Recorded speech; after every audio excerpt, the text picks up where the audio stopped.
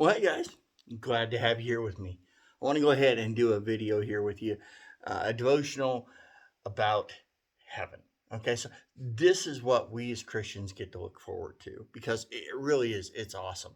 And if you pay much attention to pop culture, they've got it wrong.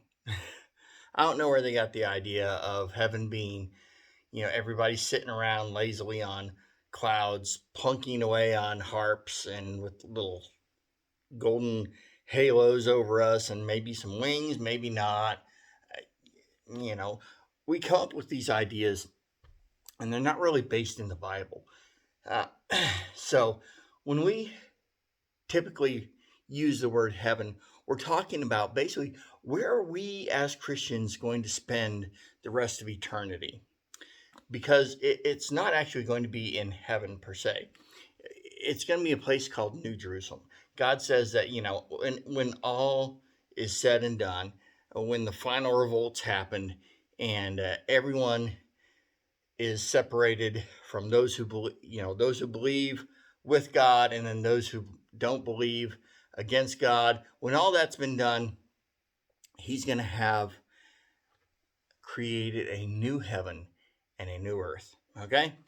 Don't know what they're going to look like exactly, but considering how beautiful this one is, I just know God's gonna outdo himself somehow.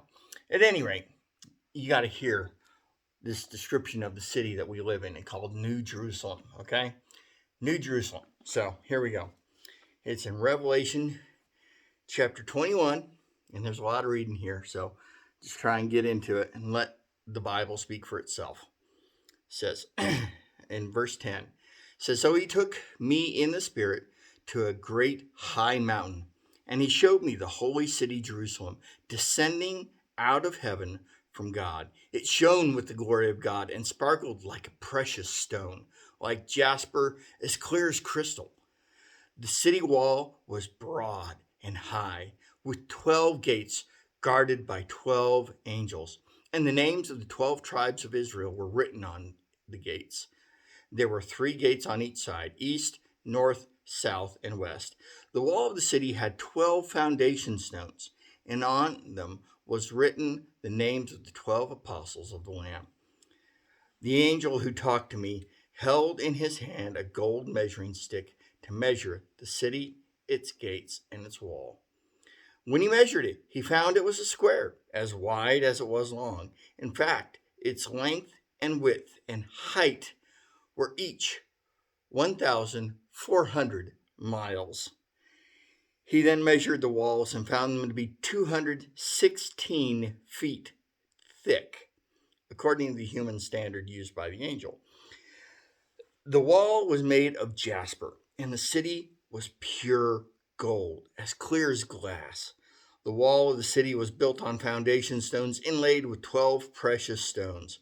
The first was jasper, the second sapphire, the third agate, the fourth emerald, the fifth onyx, the sixth carnelian, the seventh chrysolite, the eighth beryl, the ninth topaz, the 10th chrysoprase, and the 11th jacinth, and the 12th amethyst. The 12 gates were made of pearls, each gate from a single pearl, and the main street was pure gold, as clear as glass. I saw no temple in the city, for the Lord God Almighty and the Lamb are its temple. And the city has no need of sun or moon, for the glory of the God illuminates the city, and the Lamb is its light. The nations will walk in its light, and the kings of the world will enter the city in all their glory. Its gates will never be closed at the end of the day, because there is no night there. And all the nations will bring their glory and honor into the city.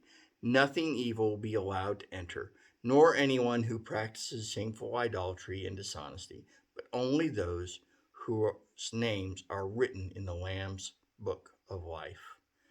It does go on, but you get the idea. Heaven's going to be awesome. I want to see you there, guys. I love you. I'll see you next time.